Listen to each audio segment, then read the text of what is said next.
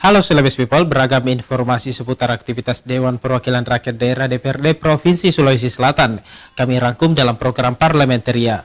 Bersama saya Mardiantola Hamid, kita simak Parlementaria selengkapnya.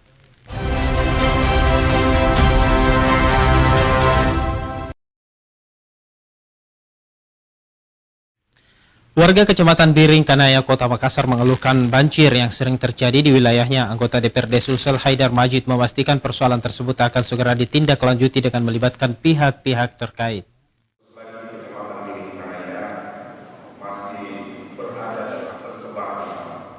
Anggota DPRD Sulawesi Selatan Haidar Majid menggelar reses masa sidang 2 tahun 2021-2022 di Asrama Haji Sudiang Rabu kemarin.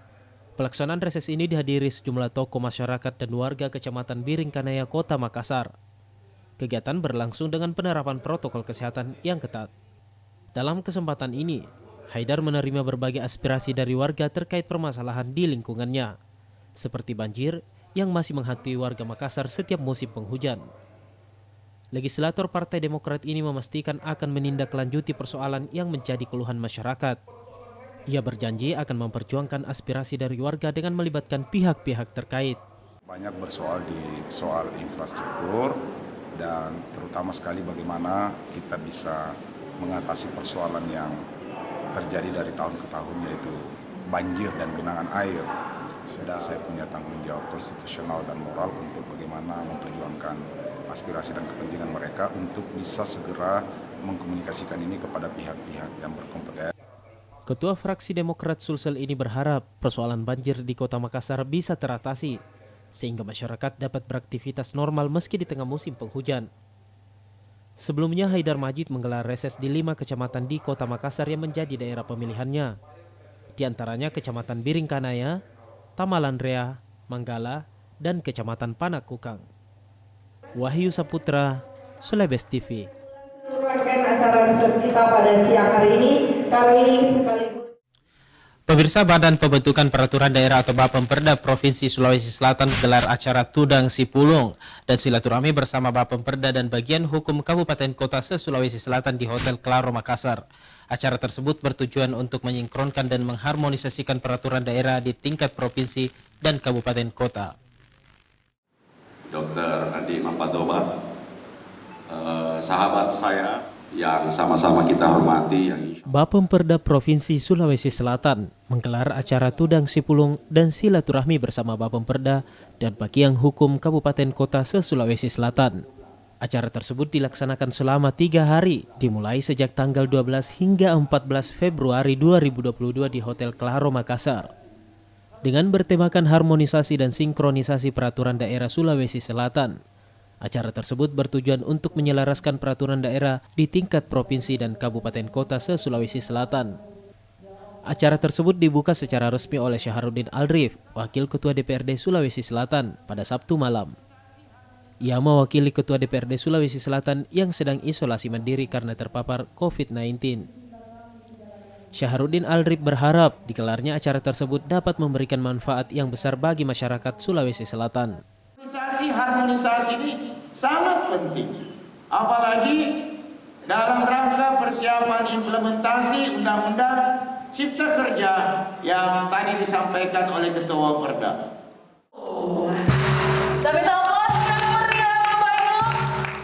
Acara tersebut juga menghadirkan Direktur Produk Hukum Daerah Ditjen Otda Kemendagri, Makmur Marbon, dan Widodo selaku Koordinator Tenaga Ahli Badan Keahlian DPR RI yang akan menjadi narasumber atau pemateri bagi para peserta di hari Minggu. Fitri Herunisa, Celebes TV. Bagaimana caranya mensikapi, mudah-mudahan forum besok ini juga merekomendasi. Ketua Bapemperda Sulsel menegaskan kegiatan Tudang Sipulung bersama Ditjen Otda Kemendagri untuk menjawab kegalauan Bapemperda di seluruh Sulsel soal bagaimana merespon Undang-Undang Cipta Kerja. Itu nilainya Bapak ya, yang nomor 25. Kita cek. Kegiatan Tudang Sipulung yang mengusung tema harmonisasi dan sinkronisasi pembentukan peraturan daerah diharapkan dapat berjalan seirama, mengingat selama ini perda-perda baik di tingkat kabupaten maupun di tingkat provinsi kerap tidak sejalan. Pertemuan yang diselenggarakan ini menjadi petunjuk bagaimana mengharmonisasikan dan mensinkronisasikan Perda di tingkat Sulawesi Selatan. Kegiatan tersebut juga untuk menjawab kegalauan Bapemperda di seluruh Sulsel soal bagaimana merespon Undang-Undang Cipta Kerja. Pertemuan hari ini yang kita selenggarakan itu menjadi jadi guideline ya, jadi petunjuk bagaimana mengharmonisasi dan mensinkronisasi perda-perda di tingkat Sulawesi Selatan dan antar kabupaten dan provinsi dan kabupaten dan seterusnya. Ashar Arsyad berharap pertemuan yang digelar Bapemperda Sulsel ini akan dilanjutkan di periode tahun berikutnya. Ardi Jaho, Sulawesi TV. Satu-satunya menjadi harapan pemerintah daerah sekarang ini, Pak. Direktur Produk Hukum Daerah Ditjen Otda Kemendagri Republik Indonesia Makmur Marbun meminta Badan Pembentukan Daerah untuk mempercepat akselerasi penyesuaian regulasi peraturan daerah. Materi tidak ada pun yang satu dirubah di dalam itu memang tidak seperti yang kita bayangkan. Badan Peraturan Pemerintahan Daerah Bapemperda DPRD Sulsel bersama Kemendagri mengadakan kegiatan Tudang Sipulung di Hotel Claro Makassar. Kegiatan Tudang Sipulung mengusung tema harmonisasi dan sinkronisasi. Pembentukan peraturan daerah dilaksanakan di Hotel Claro diharapkan dapat menjalankan peraturan daerah guna mempercepat akselerasi penyesuaian regulasi. Terdapat 3 langkah yang dilakukan Bapemperda untuk menyesuaikan regulasi Perda. Pertama, pemerintah daerah mengidentifikasi dan menginventarisasi Perda dan Perkada, menetapkan perencanaan Ranperda melalui perencanaan Propemperda dan menetapkan penambahan perencanaan pembentukan Perkada hasil identifikasi dan inventarisasi. Merubah, mencabut atau menyusun Perda berdasarkan perencanaan pembentukan Perda dan Perkada. 2022 ini yang memang harus dilakukan dilakukan akselerasi percepatan penyelesaian regulasi-regulasi yang terkait dengan amanat Undang-Undang 11 2020 ini. Bagus, saya sangat apresiasi kepada DPRD Provinsi Sulawesi Selatan yang sudah bisa menjadi contoh mungkin provinsi-provinsi lain yang melakukan hal yang sama. Dengan adanya Tudang Sipulung diharapkan dapat menjadi contoh ke provinsi yang lain. Ardi Jaho, Sulawesi TV.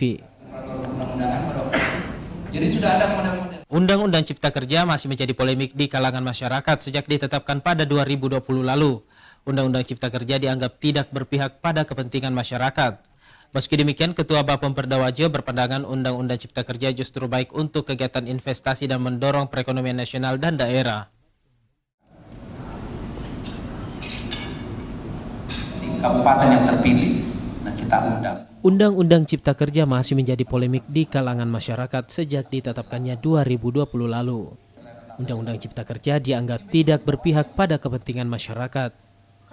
Ketua Bapemperda Kabupaten Wajo Junaidi Muhammad mengatakan, dirinya mendukung Undang-Undang Cipta Kerja jika untuk meningkatkan investasi yang baik serta memperbaiki roda perekonomian di Indonesia, khususnya di daerah. Undang-Undang Cipta Kerja ini yaitu meningkatkan investasi, iklim investasi, sehingga saya berpendapat kalau memang undang-undang ini menciptakan iklim investasi yang baik, maka bagaimana memperbaiki roda perekonomian yang ada di Indonesia, terkhusus di Kabupaten Wajo. Pasca penetapan Mahkamah Agung, ia berharap kepada pemerintah pusat dapat merampungkan hasil keputusan Mahkamah Konstitusi soal Undang-Undang Cipta Kerja agar pemerintah di daerah tidak sia-sia melakukan penyesuaian seluruh peraturan daerah yang bersentuhan dengan Undang-Undang Cipta Kerja tersebut. Ardi Jaho, Sulawesi TV. Tidak hanya melihat dari sistematika. Pemirsa, sejak dibangun pemerintah Provinsi Sulawesi Selatan beberapa tahun lalu hingga kini pembangunan Stadion Barombong justru mangkrak. Legislator bahkan menyebut pembangunan Stadion Barombong yang memakan biaya ratusan miliar terbilang mubazir.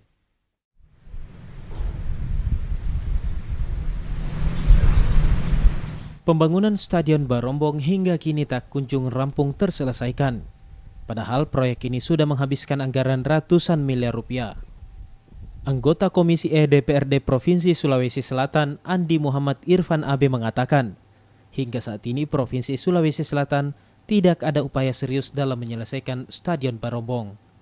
Pembangunan Stadion Barombong sudah hampir mencapai tahap finishing. Anggaran yang dibutuhkan untuk penyelesaian kemungkinan mencapai 50 hingga 70 miliar rupiah. Pembangunan Stadion Barombong hingga saat ini belum ada perhatian dari pemerintah Provinsi Sulawesi Selatan. Padahal, Stadion Barombong telah menelan anggaran sebesar 300 miliar rupiah. Sampai hari ini tidak ada perhatian serius dari pemerintah Provinsi Sulawesi Selatan untuk menuntaskan Stadion Barombong ini. Padahal Stadion Barombong ini sudah hampir mencapai tahap akhir. Ya mungkin tinggal finishing saja. Ya mungkin anggaran yang dibutuhkan sudah tidak terlalu besar. Mungkin sekitar ya kalau ada anggaran sampai 50 miliar sampai 70 miliar sudah selesai. Nah cuma saya lihat sampai hari ini tidak ada perhatian dari pemerintah provinsi. Ia pun berharap agar Stadion Barombong menjadi perhatian serius dari pemerintah Provinsi Sulsel, di mana banyaknya kerusakan pada beberapa elemen-elemen yang ada di dalamnya. Ardi Jaho, Sulawesi TV. Komisi A DPRD Provinsi Sulawesi Selatan menanggapi mangkraknya pembangunan Stadion Barombong yang masuk tahun ketiga. Dewan menyebutkan kendalanya bukan pada persoalan anggaran, namun pemerintah provinsi belum menyelesaikan sengketa lahan stadion hingga saat ini.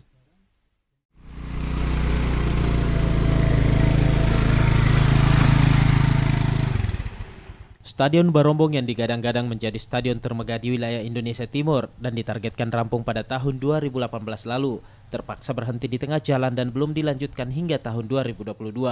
Hal ini turut menjadi sorotan legislator DPRD Sulsel. Menanggapi hal tersebut, Sele KS Dalle selaku Ketua Komisi A DPRD Provinsi Sulawesi Selatan yang membidangi pemerintahan menyebutkan, anggaran bukan menjadi masalah terhentinya pembangunan tersebut. Ia menambahkan, DPRD Sulsel sejak dulu sudah mendukung pembangunan tersebut, hanya saja mangkraknya pembangunan Stadion Barombong disebabkan oleh pemerintah provinsi yang belum menyelesaikan sengketa lahan stadion dengan pemilik lahan. Bahkan pada tahun 2017, DPRD Sulsel memberikan dana sebesar 60 miliar rupiah untuk mendukung pembangunan tersebut. Namun belum dapat digunakan jika permasalahan lahan belum selesai. Ada LHP BPK yang meminta bahwa lahan tempat pembangunan Stadion Barombong itu harus clean and clear, diselesaikan. Nah kita bilang enggak apa-apa, kasih saja anggaran dalam postur, dalam APBD. Mudah-mudahan di tahun anggaran berjalan itu lahan bisa clear. Tetapi sepanjang lahannya enggak clear and clean, jangan dibelanjakan. Di Bintang waktu itu anggarannya ada. Sampai akhir tahun anggaran 2017 enggak dimanfaatkan itu anggaran, akhirnya menjadi silpa, nanti dipakai di 2018. Sementara itu, akibat dibiarkan selama bertahun-tahun membuat bangunan Stadion Barombong menjadi lapuk, sehingga Sele merasa kondisi stadion saat ini tidak mampu menahan beban massa hingga 40.000 penonton. Sele berharap pemerintah provinsi secepatnya menyelesaikan permasalahan lahan dengan pemilik lahan agar pembangunan stadion dapat dilanjutkan kembali. Fitri Hairunisa, Sulawesi TV. DPRD Provinsi Sulawesi Selatan menganggap pemerintah Kota Makassar tidak serius dengan wacana pengambil alihan pembangunan Stadion Barombong. Pasalnya, hingga saat ini belum ada hitam di atas putih dari pemerintah Kota Makassar.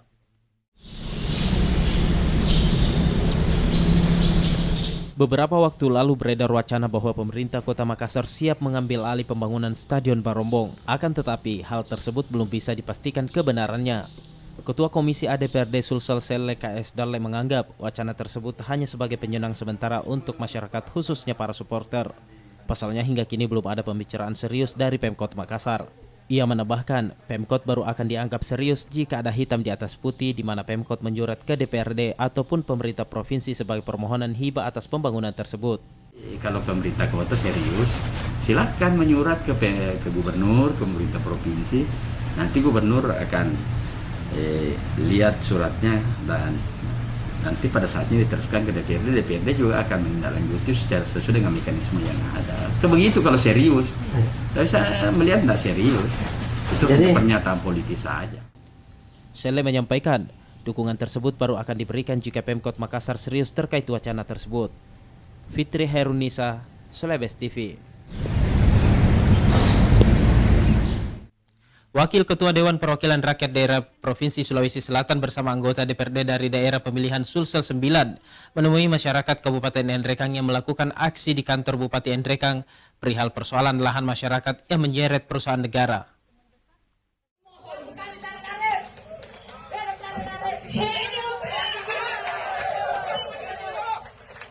Saat warga menggelar unjuk rasa di kantor Bupati Endrekang, Syahrudin Aldrip menghampiri para pengunjuk rasa dan menyampaikan kehadiran DPRD Sulsel di Endrekang untuk mencarikan solusi bagi persoalan yang terjadi. Wakil Ketua DPRD Sulsel Syahrudin Aldrip mengatakan, persoalan antara masyarakat Kecamatan Maiwa dengan PTPN merupakan persoalan yang harus segera diselesaikan. Mengingat lahan yang dulu dikelola rakyat sebagai area pertanian kini tergusur setelah Bupati Endrekang menerbitkan izin pengelolaan lahan terhadap PTPN. Dari hasil pertemuan yang dilakukan DPRD Sulsel bersama pemerintah daerah, PPN, dan PTPN, pihak terkait diminta untuk melakukan inventarisasi lahan seluas 3.236 hektar. Kemudian PTPN diminta untuk menghentikan pekerjaannya sementara sambil menyelesaikan urusan kelanjutan urusan HGU kepada negara, dan PTPN tidak boleh melakukan penggusuran kepada masyarakat yang berada dalam kawasan 5.236 hektar. Tim Liputan Celebes TV. Insyaallah sebentar ini kami mau melakukan pertemuan. Pemirsa, Komisi C DPRD Provinsi Sulawesi Selatan menggelar rapat kerja pada Rabu siang di ruang rapat Komisi C DPRD Provinsi Sulsel. Rapat evaluasi tersebut mengundang 2 instansi BUMD Sulawesi Selatan. Di awal itu bukan yang kita mau usaha dari aset itu yang kurang tambah. Komisi C DPRD Provinsi Sulawesi Selatan yang membidangi keuangan menggelar rapat kerja di ruang rapat Komisi C pada Rabu siang. Rapat kerja tersebut dilaksanakan dalam rangka memonitoring evaluasi kinerja tahun 2021 terhadap 2 badan usaha milik daerah atau BUMD Sulawesi Selatan, yaitu PT Bank Sulselbar dan PT Sulsel Citra Indonesia atau Perseroda Sulawesi Selatan. Selain kedua BUMD tersebut, Komisi C juga menghadirkan Biro Perekonomian dan Administrasi Pembangunan Setda Provinsi Sulsel untuk meminta penjelasan terkait progres rencana penyertaan modal kerja di beberapa BUMD yang telah diwacanakan pada akhir tahun kemarin. Ketua Komisi C DPRD Sulsel Sri Rahmi mengatakan rapat tersebut merupakan rapat rutin yang dilakukan Komisi C DPRD Sulsel dalam mengevaluasi kinerja para mitranya, dalam hal ini kedua BUMD tersebut. Tadi itu rapat kerja menghadirkan PT SCI dan DPD beserta dengan Biro Ekba. Ini memang rapat rutin berkala yang kami lakukan di Komisi C. Agenda utamanya adalah monitoring evaluasi terkait kinerja mitra-mitra kami. Rapat kerja tersebut menghasilkan beberapa rekomendasi yang harus dilakukan oleh kedua BUMD tersebut. Sri Rahmi berharap semua rekomendasi dapat ditindaklanjuti oleh pihak terkait. Fitri Hairunisa, Celebes TV.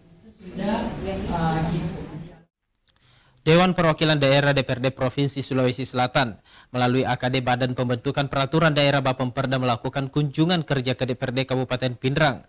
Kunjungan tersebut dipimpin langsung Ketua Bapemperda Ashar Arsyad bersama legislator DPRD Provinsi Sulawesi Selatan lainnya. Kita juga mencintai tapi rasa takutnya tadi waliwa jadi kemauan tinggi. Dewan Perwakilan Daerah Provinsi Sulawesi Selatan melalui AKD Badan Pembentukan Peraturan Daerah Bapemperda melakukan kunjungan kerja ke DPRD Kabupaten Pindrang. Kunjungan tersebut dipimpin langsung Ashar Arsyad bersama legislator DPRD Provinsi Sulsel lainnya dan diterima langsung oleh Ketua Bapemperda DPRD Kabupaten Pindrang Andi Ramdhani. Selain untuk mendapatkan masukan serta saran ataupun pembanding dalam penyusunan program pembentukan Perda nantinya, juga menginginkan ada sinkronisasi dan harmonisasi dalam membentuk produk hukum daerah.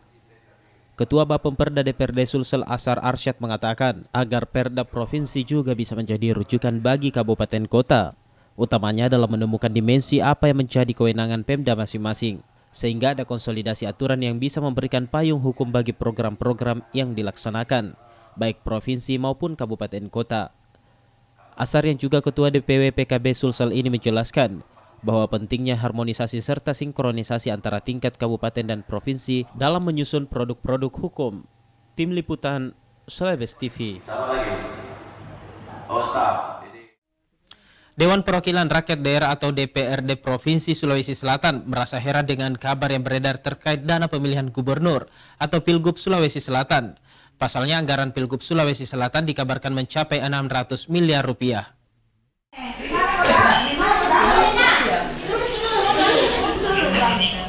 DPRD Provinsi Sulawesi Selatan angkat bicara terkait dana pemilihan Gubernur Sulawesi Selatan yang dikabarkan mencapai 600 miliar rupiah. Anggota Komisi A DPRD Provinsi Sulawesi Selatan, Rudi Peter Goni, yang membidangi pemerintahan menganggap rencana anggaran tersebut cukup besar jika diambil dalam 1 tahun APBD sehingga harus ada kegiatan Pemprov yang harus dikurangi. Berdasarkan informasi yang didapatkan dari media, Rudi menambahkan, menurut pihak KPUD Sulawesi Selatan, dana terbanyak digunakan untuk pengadaan alat pelindung diri atau APD. Tetapi menurut saya 600 miliar itu cukup besar kalau dalam 1 tahun APBD. Berarti ada kegiatan-kegiatan yang harus dikurangi. Misi-misi Gubernur Sulawesi Selatan pasti ada program-program prioritas yang akan di blok untuk menutup anggaran KPU tersebut. Seperti itu. Rudi menyampaikan Komisi A DPRD Sulawesi Selatan akan mendukung dana 600 miliar rupiah tersebut jika dibutuhkan. Ia berharap dana tersebut benar-benar efektif, efisien, dan dapat dimanfaatkan dengan baik dalam penggunaannya. Fitri Hairunisa, Celebes TV. Pemirsa, informasi tadi sekaligus menutup perjumpaan kita di Parliamentary hari ini. Mewakili kerabat kerja yang bertugas, saya Mardianto Hamid pamit undur diri. Tetap patuhi protokol kesehatan dan mari segera melakukan vaksinasi COVID-19. Sampai jumpa.